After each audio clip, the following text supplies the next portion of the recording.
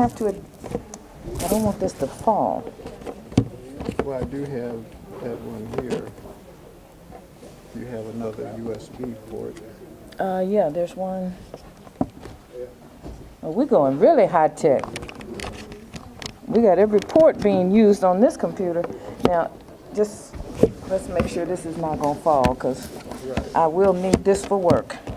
Okay. Okay. All right. We're gonna get back on track. Our next speaker is Professor Hunter Adams, and Hunter's got an extensive biography. And to save time, because y'all know he is a genius at technology, that's really all that matters. A genius at technology and a neuroscientist, as he reminds us every year. Not everybody is a clinician. Some people are doing the work to make sure that clinical people get the information they need to do the work that we do. So, Dr. Adams. Okay. Okay. I thank everyone for their patience. And this is going to be, I'll be taking Dr. Clark's and Dr. Lawson's presentations and raising it to another level, okay? And also I'll be taking some of the things that Representative Cummings had to say. So there may be some overlap, but so the title of my presentation is Mental Health Dimensions of Partisan Politics, How a Civic Mental Health Policy Can Help Heal the Nation. And I will explain what I mean by civic mental health. And the drawing I will come back to later on, because it's a very interesting drawing. Okay, so it's working. The purposes of this presentation is to introduce civic mental health. I did talk about this a bit a couple of years ago when we were here. I have some new things and some more details, and hopefully we can talk about how we can make this a reality. Describe stress vulnerability model of mental illness, suggest ways of optimal mental health, raising a higher life condition and deepening relationship rapport, and provide a toolkit including a civic mental health index for helping us get out of this mess that we find ourselves in.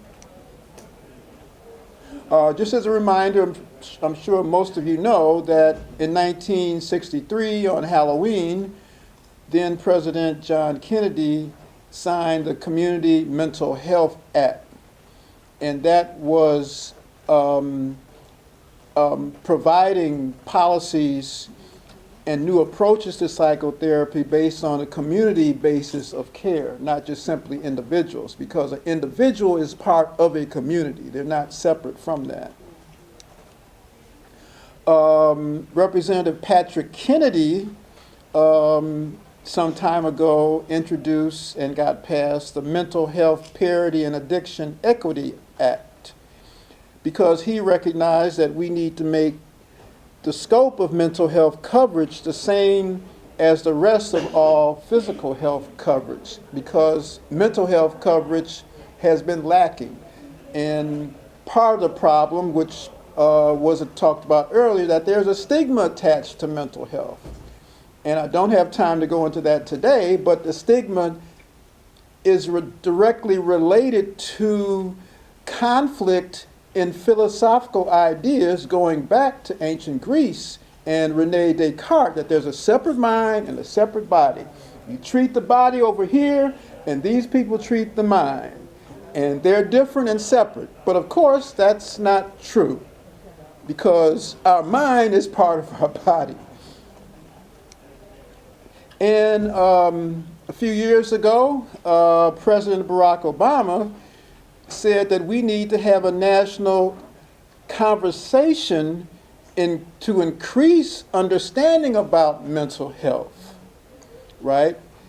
So now I'm going to talk about how we can scale that conversation up, particularly in the environment we find ourselves in, which I'm sure everybody is aware of, because that's really very critical. Civic mental health, what is it? Civic mental health is a special type of community mental health targeting individual geopolitical groups with a common outlook or stories and their competitors. In this case, the community is composed of relational constituencies or actors. For example, a group of people thought to have common objectives or views, and therefore sometimes are appealed to for support. And such a constituency has a relational history because everything is relational.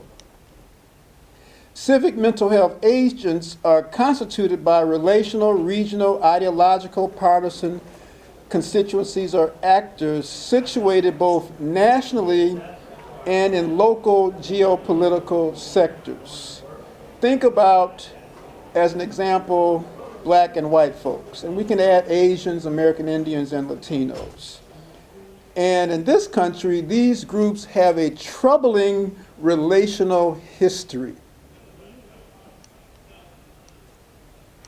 For example, in his 1858 speech at the old state capitol in Illinois, Senator Abraham Lincoln declared a house divided against itself cannot stand, and argued that the nation could not survive half slave and half free.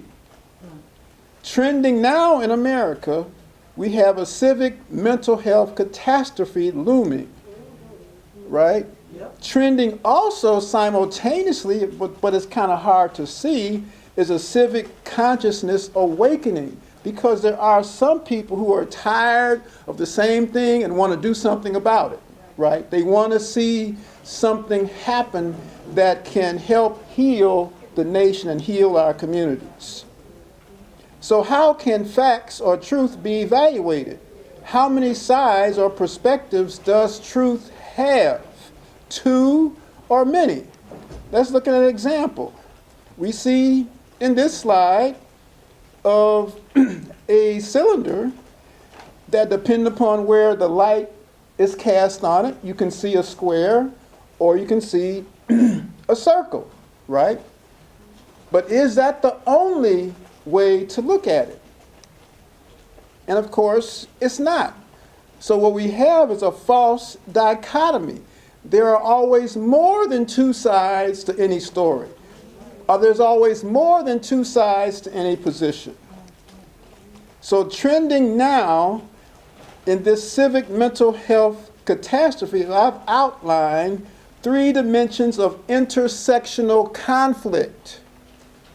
Intersectional conflict. Racial, ideological, and partisan. Racial, blackness versus whiteness. Why not black people, white people? No, because it's the construct of blackness and the construct of whiteness that we're talking about, Dr. Lawson, right? That's what's in conflict, right? And everything else follows. Ideological, it's on a continuum from radical conservative to radical liberal. Then partisan, Democratic, Republican, Libertarian, Progressive, Independent. And of course, in racial, you can add Asians and Native Americans. So trending now, we are all in a matrix, right? Walking upside down, as in ancient Kemet, where this slide comes from, that's looking at a potential catastrophe looming in the society. So how do we get out of it? First, we have to recognize that we've been framed. Thank you. Right? We've been framed. And so this idea comes from the political psychologist Drew Weston at Emory University.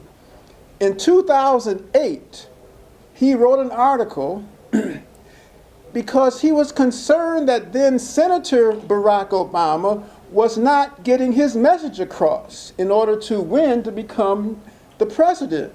So what he did was he wrote an article, I think it was in the Huffington Post, the Washington Post, I got it here, talking about framing via 4 stories. The story you tell yourself, about yourself, to yourself. That's story number 1. Story number 2 is the story you tell yourself about your opponent, your competitor, your adversary, your enemy. anyone who is not you in one of those three intersections that I just talked about. Story number 3 is a story your opponent tells themselves about themselves to themselves. And story number 4 is a story that they tell themselves about you. And from the intersection of all 4 stories is the grand narrative. The grand narrative. So whoever controls the grand narrative controls the entire message grid. They control how other people think about issues and things. And so if you're not telling your story, all 4 stories, then you're missing out. And that's one of the problems that those 3 groups that I talked about have. That someone else is controlling the narrative. So each dimension has its own particular story with its own perceptions, possibilities, its own mythology, victimology, enemies, adversaries, and competitors. So let's go back in time for a minute. I'm sure those who are psychiatrists here have heard of Dr. Benjamin Rush. Right? Y'all heard of Dr. Benjamin Rush. It's considered the father of American psychiatry. He published the first textbook on the subject in the United States, Medical Inquiries and Observations Upon Diseases of the Mind in 1812. Right? He classified different forms of mental illness and to theorize their causes and possible cures. Wait a minute. Wait a minute. Check. Watch this, y'all. Watch this. Dr. Richard King. Y'all know Dr. Richard King, the late Dr. Richard King. Peace be with him and within us. Wait, he wrote a book called The African Origins of Biological Psychiatry. When I studied neuroscience at the University College of London Institute of Psychiatry, this was a textbook, Principles of Neuroscience by Eric Kandel and James Schwartz. Eric Kandel is a Nobel Prize winning neuroscientist, right? What's on the cover? The Kemetic word for brain. The first time in human history there was a word for brain. Yes. Right? Over 2,000 years. And this was in a medical textbook to teach other physicians how to study the brain and the mind. Look at that. This is actual descriptions of different parts of the skull and brain. They knew then that the left side of the brain controls the right side of the body and vice versa, and a whole lot of other stuff. So, back to Benjamin Rush, the father of American psychiatry.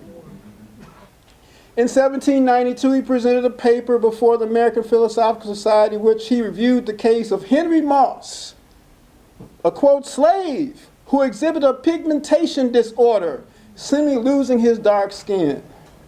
Rush argued now that the color and figure of blacks was a hereditary skin disease. Y'all remember this? You went to medical school. Y'all remember this? Derived from a form of leprosy, which he called Negroidism. And he was convinced that with the proper treatment, blacks could be cured, become white, and eventually assimilated into the general population. Despite his public condemnations of slavery, Dr. Rush was an abolitionist, but he purchased, quote, William Gruber in 1776, the year the Declaration of the Independence was authored. Yet the consternation of many of his fellow abolitionists, Rush would not emancipate Gruber when he joined the Pennsylvania Abolition Society in 1784. See what's happening today? Dr. Newton goes way back, which I'm sure you know, Dr. Clark. So we wonder why. We wonder why there's something wrong with you. Right? We wonder why there's something wrong with you. This is what he set up. That there's something wrong with you. You have to take off the skin because that's a problem. It's dirty. So many companies have offered solutions, right?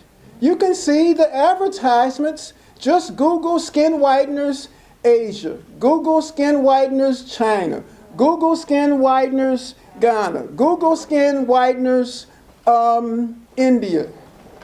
And you see some of the craziest, sad, sick advertisements. But it's a billion-dollar industry because many people believe that there's something wrong with you. And the flip side is, if you don't have enough skin melanin, well, then there's something wrong with you too. We've all been hoodwinked to believe that there's something wrong with us. There's nothing wrong with us. It's not. So who am I? We wonder why young people are confused today about identity. Well, there's a narrative socialization that goes back even before Rush that we have to contend with. This is what civic mental health would deal with. Are y'all following me? And to the point where a solution is offered, the no race cream. Right?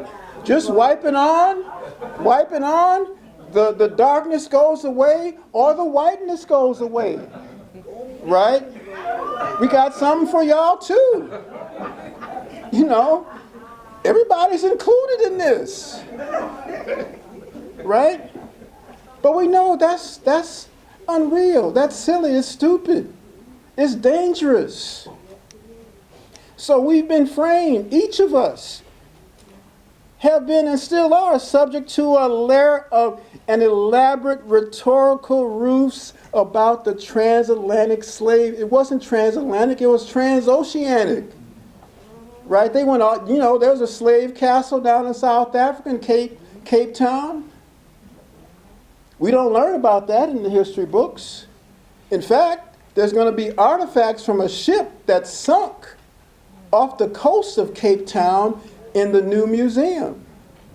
That a friend of mine, Kamal Siddiqui, is one of the divers who brought up artifacts that 60 Minutes did a special on a little while ago.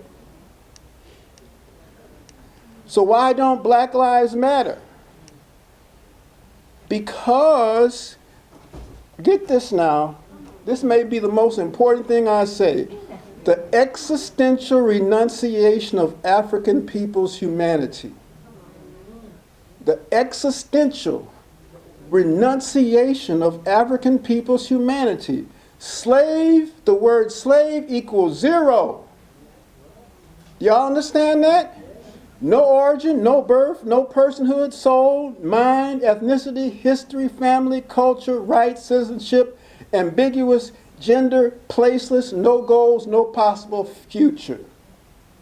So when you refer to ancestors as, quote, slave, even the Slavs now, and I'll talk about that if I have time, because their Velvet Revolution hasn't finished yet, because they haven't dealt with that. Wow, I'm out of time here. And here's the problem. This was an NAACP solicitation that my mother got, right? Look at that, Dr. Clark. Skin color, a deadly pre-existing condition. That's how deep this goes. Now we deal with the whole question of ideology. Dr. Chris LeBron, I don't know if he's related to LeBron James, but the distance between the left and the right is represented by ideology and self-interest. Ideology and self-interest has something to do with our differences in racial truth. It's crucial that we really understand this. So we got a clash of stories, ideologies happening right before our eyes. Right before our eyes.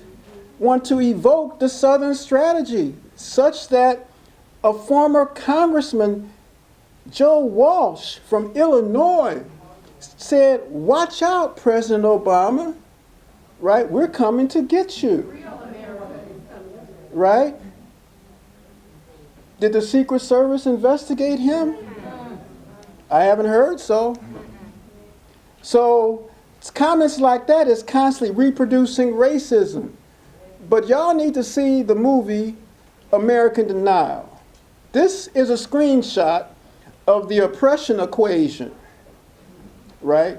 So there are some people really considering how to keep the oppression going. Why? Because it makes money, right? It makes money, a lot of money.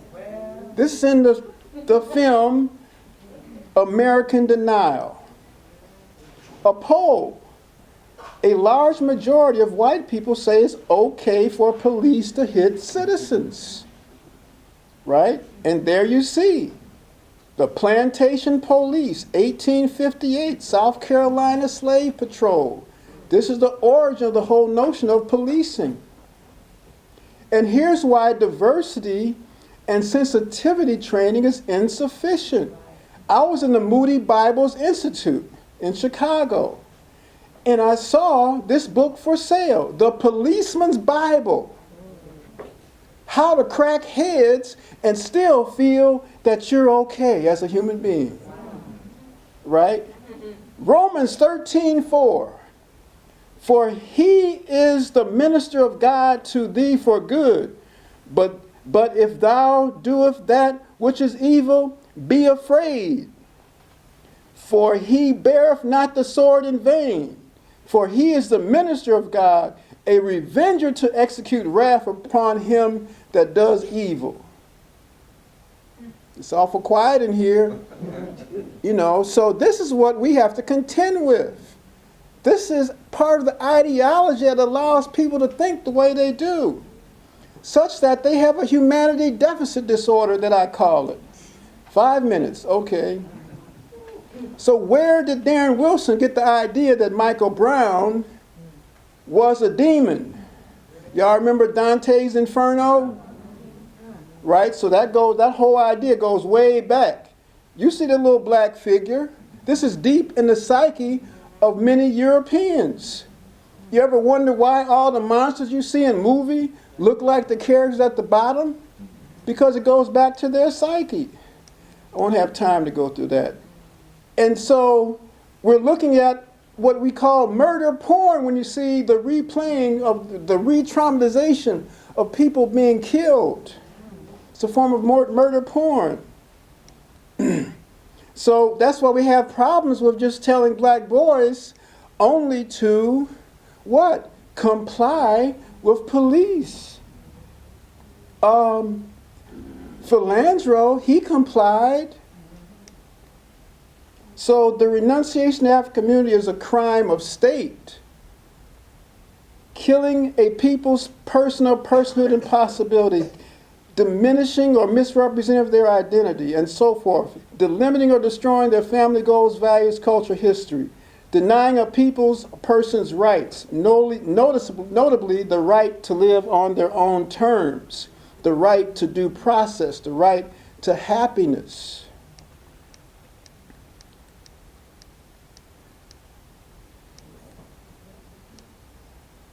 So we're dealing with secondary or vicarious trauma. And so we have to find ways to deal with this chronic hostile environmental stress situations. And so we have to take it from a broad-based perspective. Community mental health is fine. Individual mental health is fine. But there's 330 million people in this country, right? There's not enough psychiatrists, mental health professionals to treat them all. We got to raise that up to a policy level because it's brain function, environment, behavior, they're all interrelated. They're not separate. right? And that's why there's consequences for the young people who are protesting. This brother, Marshawn McCarroll, committed suicide because he was depressed, because he didn't see any hope, as Congressman Elijah Cummings said. And we got some folks got to come out of denial, right? That most people, just about done. So how do we heal these hidden wounds? We have to mend our society as a whole, not just simply individuals or small groups, because it's affecting everyone around the world, not just here. So unlearning racism, that's good, but we got to think about moving towards policy now, so we can lobby for Congress to bring up discussion of John Conyers' H.R. 40 to study reparations. We can petition as professional organizations the president to propose, it's been done a number of times, a cabinet-level Department of Peace following up on Benjamin Banneker's idea in 1792. Although Benjamin Rush gets the credit for it, but it's in his pamphlet. Benjamin Rush didn't write his own pamphlet. So trending now in Holly Springs, Mississippi, you have a group called Grace at the Table, where the quote, descendants of former plantation owners and former captives on those plantations are coming together and having discussions. They've been doing that for several years now. So these are very honest and ongoing conflicting discussions, painful discussions, allowing both groups to come to terms with that past. So a couple things here. He who controls the frame controls the argument. Tom Hartman. Never say slave again, referring to anyone. Never say slave. Say captive or casualty of crimes against humanity. A victim of a malicious campaign of renunciation of humanity and a wealth extraction scheme. Because those people's wealth was extracted from them. Not just simply working on a plantation or working on a job. Your wealth is being extracted. Your creativity is being extracted for someone else's benefit of power, prestige, and so forth. So there's 4 levels of civic mental health: individual, family, community, and national society.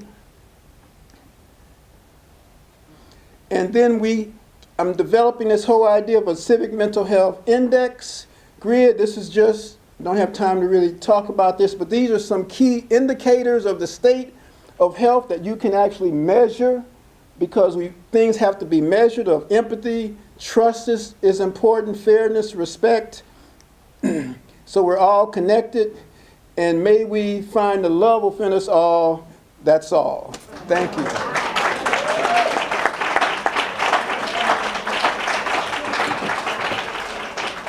Thank you, Professor. You did wonderful time management. Okay. Thank you. You got any questions? I've been instructed that we will hear the next speaker, and then we'll do questions. Okay. So let's bring up Dr. Washington's slides.